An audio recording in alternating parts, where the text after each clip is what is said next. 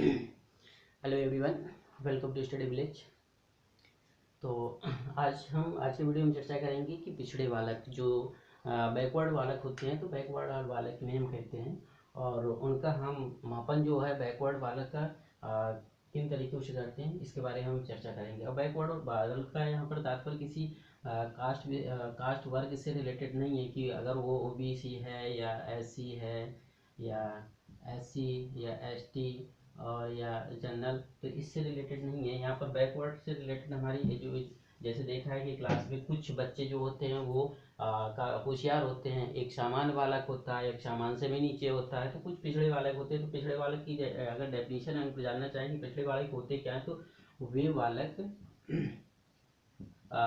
बालक जो शिक्षा और बुद्धि से अपने समकक्ष से काफ़ी पीछे होते हैं। मतलब वे बालक जो उसके जो सहपाठी हैं, तो सहपाठियों के साथ वो क्या होते हैं, उनसे काफ़ी पीछे रहते हैं बालक। मान लीजिए एक बच्चा है जो कि वो 90% स्कोर कर रहा है, और एक बच्चा वहीं पर है जो कि वो सिर्फ 35% और यहाँ तक कि वो फेल भी हो जा रहा है, स्कोर कर रहा है। तो हम कह सकते हैं कि ये जो है हमारा एक पिछड़ा बालक है। तो लेकिन सिर्फ पिछड़े बालक का हम सिर्फ उसके परसेंटेज से या उसके जो उसका शिक्षा है, उसका जो शैक्षिक स्तर है, उसके आधार पर नहीं उसको हम मापन कर सकते हैं।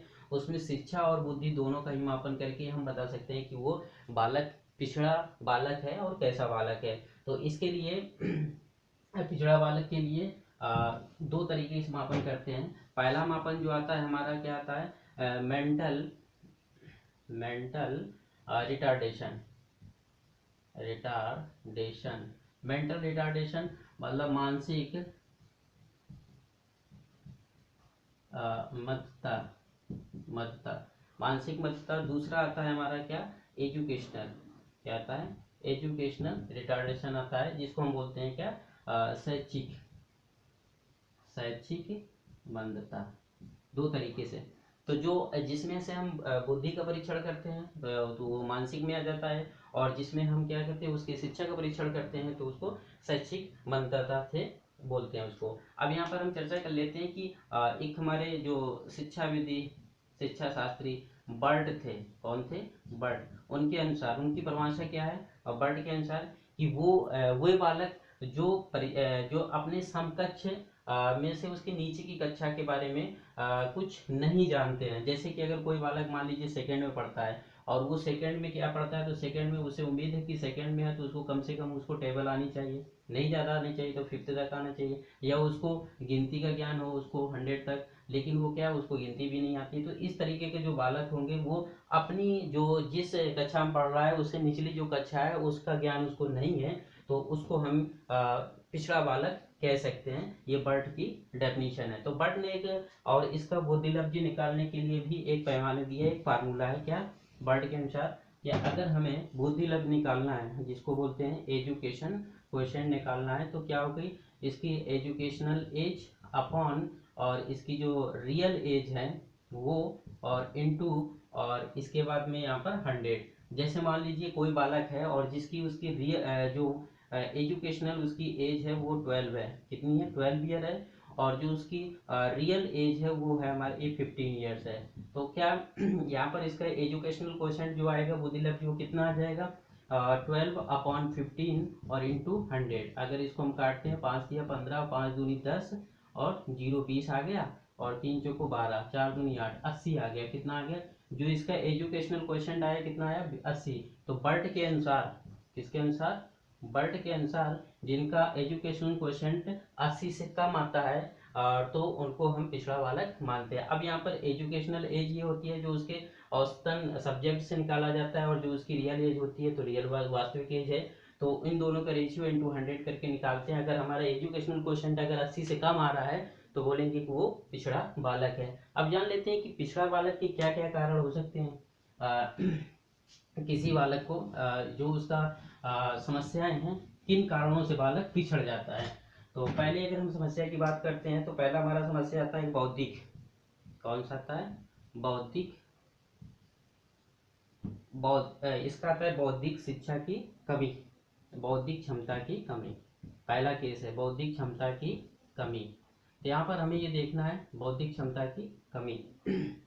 तो बौद्धिक क्षमता में क्या कमी, जैसे कि बालक है, अगर मान लीजिए वो अगर सेकेंड क्लास में पढ़ रहा है, ठीक है, और उसको उसका वो पाठ्यक्रम जो करिकुलम है उसको समझ में नहीं आता है, और उसको अभी काउंटिंग तक भी नहीं आती है। जब उसको काउंटिंग तक नहीं आती है तो वो उसकी गलती नहीं है, मतलब यहाँ पर ये है कि उसकी एज तो ज़्यादा है, एज तो उसकी ठीक है। अगर वो सेकेंड क्लास में है मान लीजिए, तो वो 7-8 साल का है, लेकिन क्या है कि उसका जो बौद्धिक स्तर है, जो उसकी सोचने की कैपेबिलिटी है, जो क्षमता है, वो क्या है, कम है। तो इस तरीके से वो बालक क्या होता है, बौद्धिक क्षमता जिसकी कमी होती है तो वो पिछड़ा बालक में आता है। और यह कह सकते हैं एक ये भी कारण हो सकता है पिछड़े बालक का, अगर उसकी बौद्धिक क्षमता में कमी है। दूसरा कारण हमारा आ सकता है क्या, बौद्धिक पहला तो कारण है कि वातावरण प्रभाव।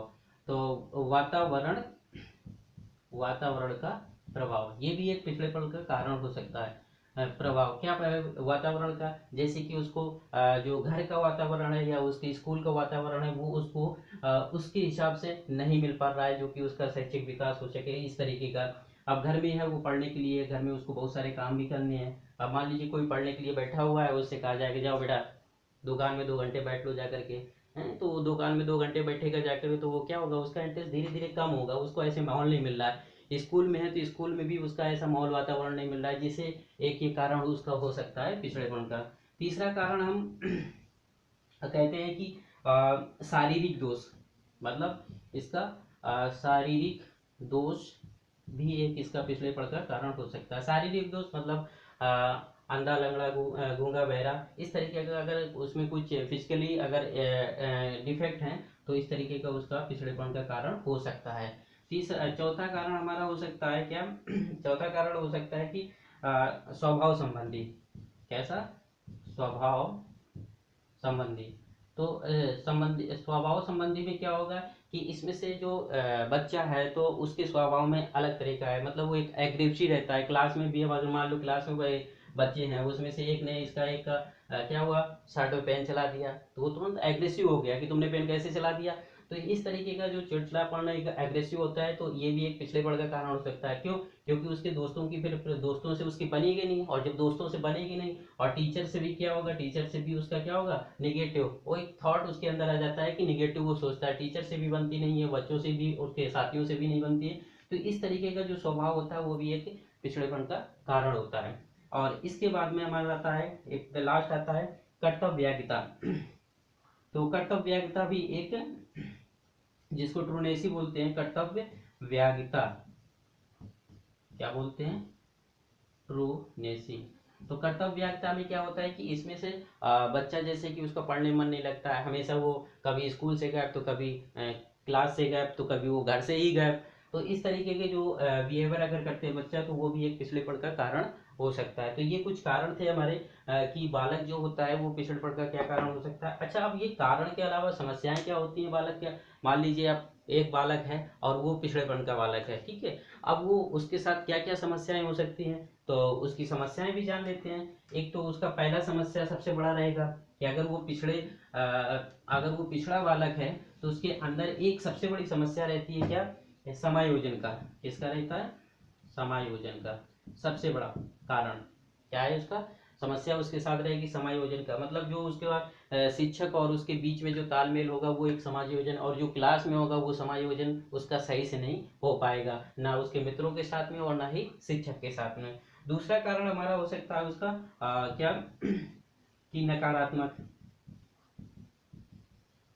तो यहाँ पर क्या है कि जब अगर उसकी क्लास में किसी से बनेगी नहीं, ठीक है, ना उसके दोस्तों से और ना ही टीचर से, तो उसके अंदर क्या होगा कि एक नकारात्मक, हर पहलू में वो निगेटिव सोचेगा, और वो एक बड़ी समस्या बन के आ जाएगी। तो जिससे क्या है कि मान लीजिए वो रिजल्ट अगर वो फेल भी हो जाता है बच्चा, वो अच्छा स्कोर नहीं करता है, तो उसके अंदर एक निगेटिव भरी होगी, और यहाँ पर एक नकारात्मक पहलू जो उसके सामने बहुत बड़ी समस्या बन के आ जाती है।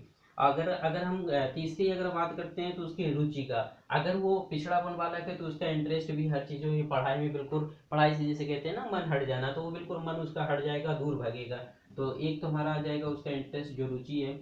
और इसके बाद में अगर हम चौथे की बात करें तो उसका क्या आ जाएगा कि अगर वो पिछड़ेपन का शिकार है, अगर पिछड़ेपन बालक है, तो इसके लिए क्या है कि उसको उसका जो आत्मविश्वास होगा, जो मनोबल होगा, वो बहुत ही डाउन होगा। एक तरीके से डिमोरलाइज होकर कि क्लास में शांत बैठा रहेगा, या तो बहुत एग्रेसिव अगर हुआ तो वो उस कैटेगरी में चला जाएगा, नहीं तो अगर वो शांत बैठे रहेगा उससे देश दुनिया से कोई लेना देना नहीं, पीछे पहुंच जाएगा सीधे से।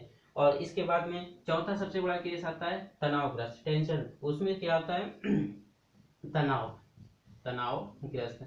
तो ये इसकी सबसे बड़ी समस्या हो जाती है। जब अगर पिछड़ा वाला है तो वो एक टेंशन में रहता है हमेशा। जैसे कि देखा ही होगा कि अभी रिजल्ट आने वाला है या उसका एग्जाम आने रहेगा तो बड़ा टेंशन में रहता है, अरे मेरा पेपर आने वाला है, एग्जाम आने वाला है। तो इस तरीके की ये कैटेगरी, ये समस्याएं बालक के अंदर आ जाती हैं अगर वो पिछड़ेपन के।